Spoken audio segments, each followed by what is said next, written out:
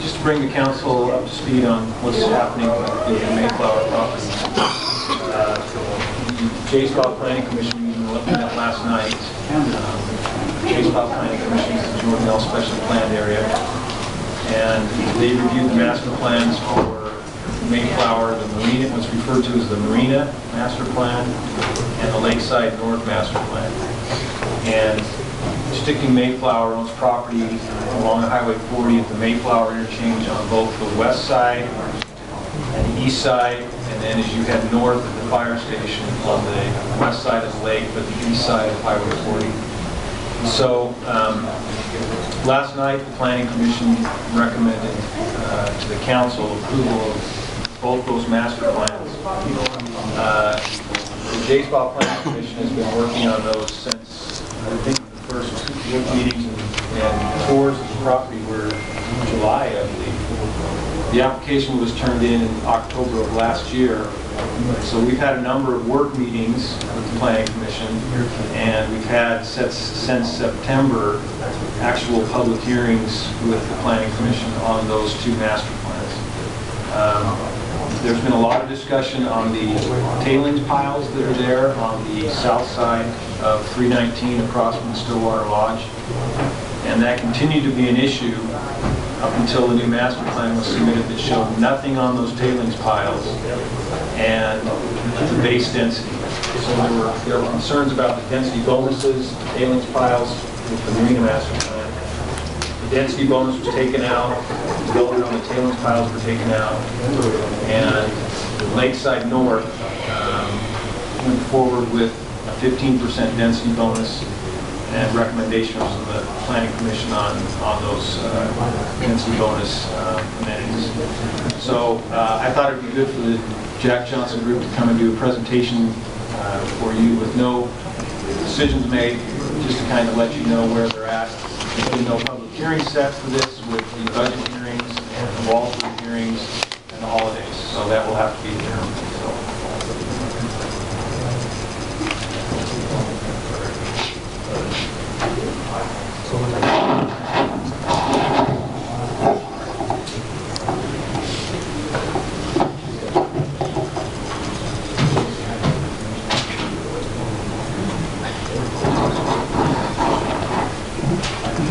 Jack Johnson, representing Mayflower. Todd Morrell, Doug just gave a presentation. Sorry. Yeah, just about. We're going to show you about 4 slides and just orient you on what he just said, and just take you through a project like that, and not go into any detail unless you have questions. So this is just a Google map which we superimposed all of the Mayflower development on it. So this area, Mayflower owns 4,200 acres in this area here.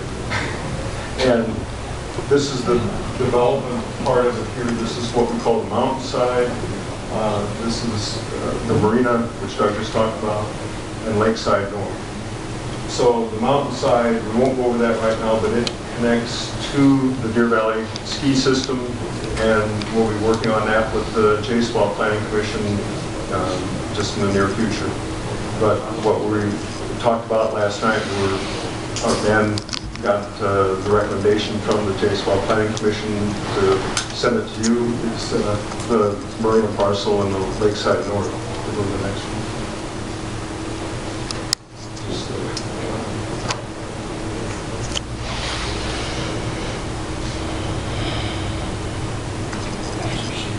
That's water.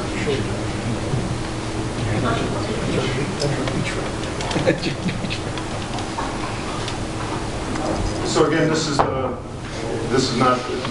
master plan without being on Google Earth. Same thing, mountainside, marina, and Lakeside North. Now, just go to the marina now and explain what that is. It's the marina is made up of 12 plexes like are being built across or next to it right now. Here, in this area here, and duplexes, which are just the same as these over here, or similar size and all that. Small lots. So these would be small lots, these would be the duplexes, these are the 12 plexes. But I just pointed over here because the same thing exists over there except for the lots. So this is what we took through and got the recommendation to go forward. We did separate out the tailings piles or ponds from this approval, going back and forth with the tailings with the state and the county. At the moment or in the very near future, hopefully maybe even before the end of the year, there's a two-step process with the tailings. One is to remediate them, which is basically to put another couple of feet of clay on them and one more foot of topsoil on them. And, you know, it sort of makes it sort of rounded on top. The second step is we would like to develop on them someday with various things from commercial to recreational. And with that, there's the next step in the process to say the state would allow us to develop on them and the county would allow development on them. Right now, the county does not, or not right now, but the county does not want to take liability for developing upon them, and the state says it's okay, but it's not solid. So we're in the middle of it, which is fine. We just have to get through that process, which could take a month or two or three or whatever. But in the meantime, what we did was we separated out the tailings area, which is literally this red sort of dash line right here. And so that is not in the marina parcel at the moment. The rest of this is in the marina parcel. The one thing we had to move in a, let's call it a temporary location, or it could be a permanent location, is the commercial. We had commercial in the tailings area, in this area here, and we moved it to here. Now, if we get the tailings approved for development later, we may move the commercial back in there. But right now, we have commercial in the master plan here because that's what the code sort of requested and required, and so that's where we ended up with it. So with this plan, we only have target density. We were going before with target density plus 15% bonus density, but we ended up with a recommendation of target density only on this parcel. So it's 392 ERUs in this area, broken up, like I said, with 12 plexes, duplexes, small lots that are 70 to 80 feet in frontage, and affordable housing units, which are right here. And we have 70 AUVs of affordable units on this property. Also, we have units which I'll get to in Lakeside North. They're also on the same piece of this same parcel, again, right there. And we have 58 AUVs on that parcel, so 58 plus the 70 are on that parcel for both the marina and the Lakeside North. So there's probably 15, 20 conditions on this property. The two major conditions, I mean, we've taken out the tailings, but that was obviously the main thing, but the next two are secondary access from this property. It all goes out on the State Route 319 here. You can see the accesses there. And the code says that you can't have two accesses out on a dead-end road, and this is theoretically a dead-end road. Let's swim under the reservoir there. So we have that, and then our potential for the secondary accesses are, one, a code change that this would be a special area here on State Route 319 where we could get more than one access out on it. Two, this access right here that goes through the Stillwater common area. It's on the rail grade as we go through there. There is about halfway through the rail grade, there is a road shown on the old, not the old, but the plat that's recorded on this. So, you know, there's a potential to do that, go out the old Keeley Road and back up to the frontage road. And the third access is through the tailings area, not on the tailings, but through them on a fill section, so it wouldn't puncture through any of the tailings. And that would be through another portal to be built that would go over to the mountain side or the west side underneath the freeway, or underneath 40, I'm sorry. Are you coming off the Mayflower exit? Oh, yeah, I'm very sorry. That's the Mayflower exit Yeah. right now. Yeah. The 319 is the road down the state. Yeah, I'm sorry, I didn't try. Okay. Oh, we're going to have some real traffic. Well, Because right now, which is the state park there, during the summertime, on a weekend, the traffic is... well, Doug can speak to this a lot better than I. Item one on the agenda last night before these two parcels was a traffic study from Hales, which I think will be, within a month or so, will be bumped up to you guys, recommended on what to do with this whole area as far as the macro traffic activity. Do you know what it is? In other words, can you point out what changes will be made to make that usable? The steep drive, it blocks off public fields every day, so do you know what we're talking about? Oh yeah, I know what you're talking about. I mean, is it too early to talk about it? It's significant. Because right now, that will back up all the way to the interchange. Both traffic and cars. What we've had Hales Engineering do, who is our consultant, they've come up with a dynamic program that runs traffic analysis, and based on build out and EDT, it will tell you when those various roads reach level of surface C, level of surface D, and then they've come up with some cross sections. There's a 100-foot cross section of a 5-lane road, and the idea is that we come up with necessary dedication width for right-of-way, so that when we meet those ADT standards, that the cross-section can be built to handle traffic. One thing along with this is that that portal has to be built to be able to handle traffic. So it's not a question of whether it gets built. We've considered that part of our traffic analysis and said, for not only the west side to be able to develop, but we think it has to be an integral part of the traffic infrastructure.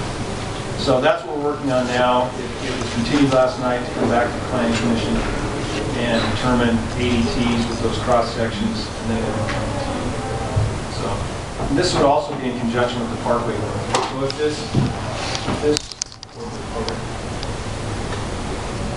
option is used right here, then this road that comes up to the Jordan L. Parkway would either have to be built out to Highway 248 or the north portal would have to be in.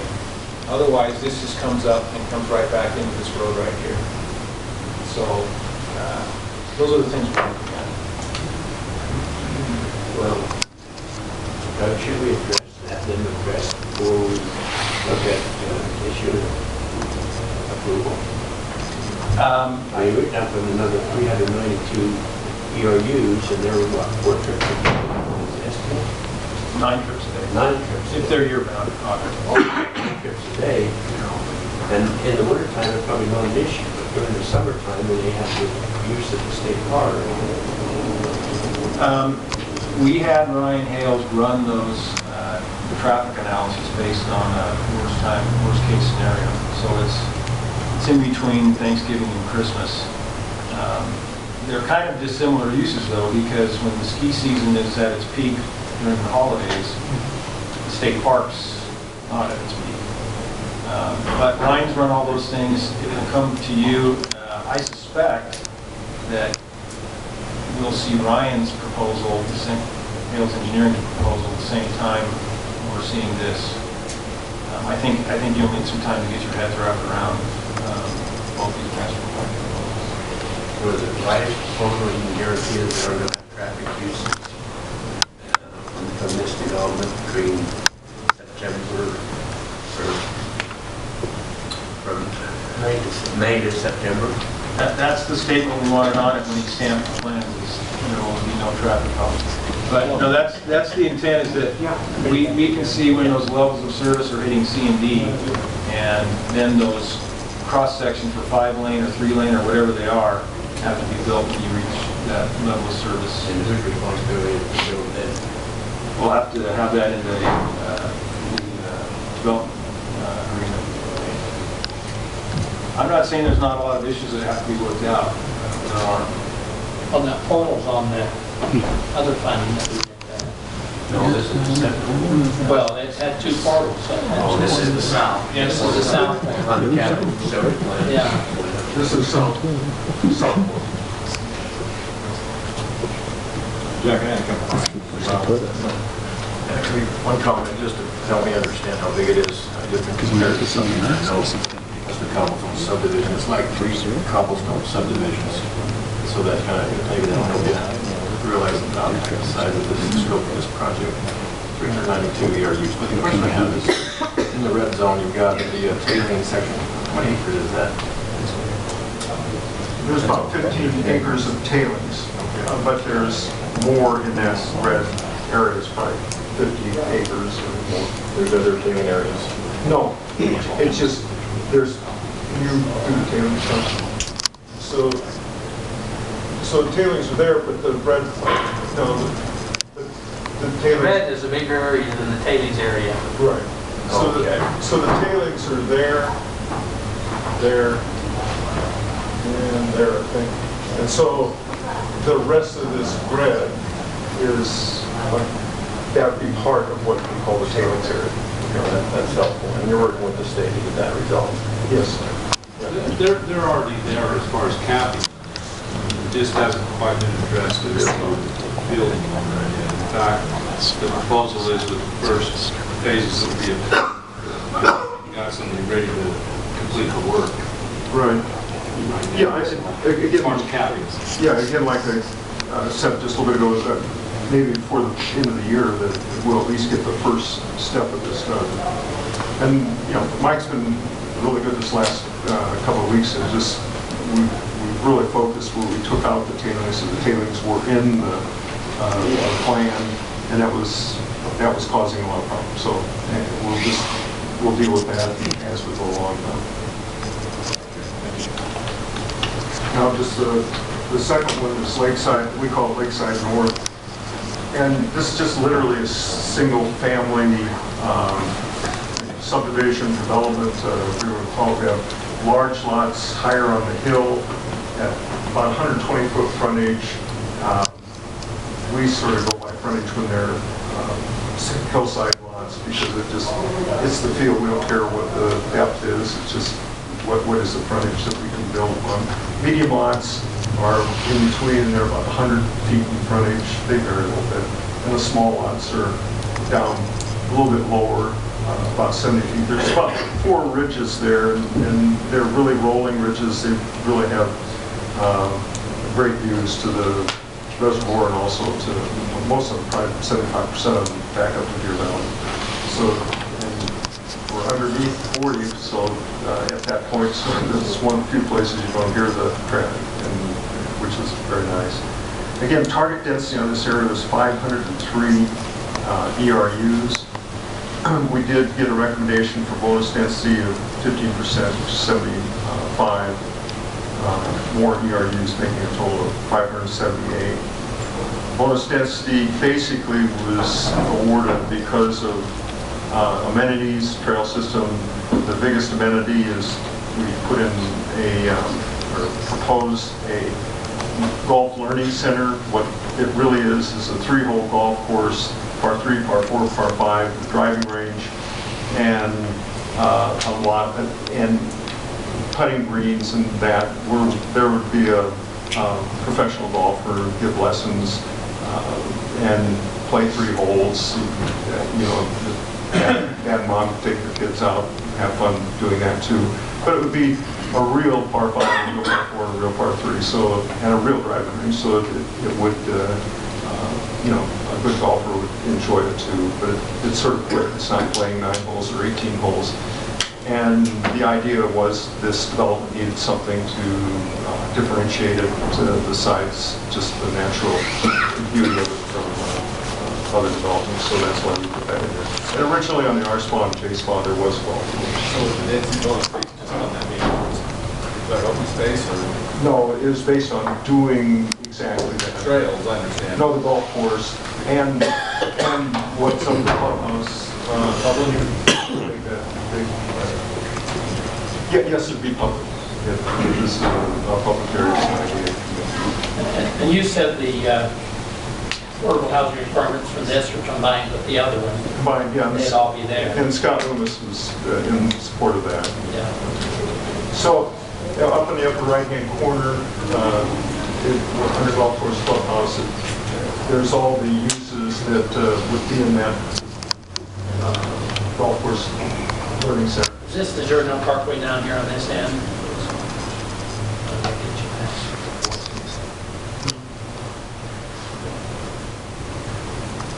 So it's those uses right there. So that was more the idea of how we got the bonus density was achieved on this. Again, the main item condition on this is secondary access. The Jordan Parkway needs to be built.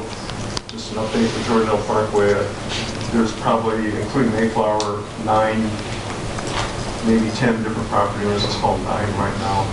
I think we have contact and have under control through a lot of talk, all but one, and so we only have one area that we haven't gotten right away secured yet, and you know, it could be a problem. So we know that, but we work hard. So yeah, it's a secondary access which will need to be built to make sure this community goes. Zach, can you show the parkway? Yeah, sorry, covered. It's down that bottom side.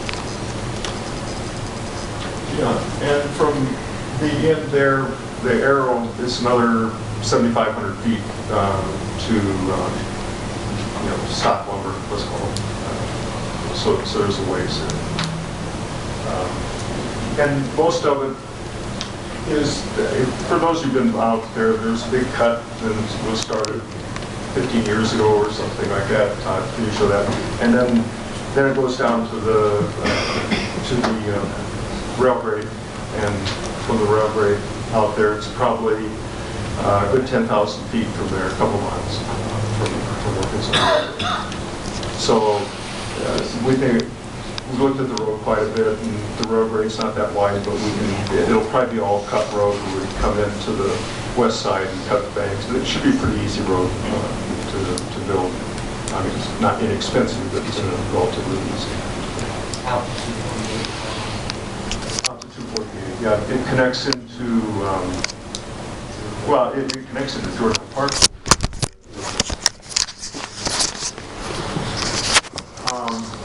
Yeah, as I said before, we're getting bogged down, and especially with the marina parcel, because of the tailings, and you know, with a lot of meetings and scratching heads in the last couple of weeks, that got solved.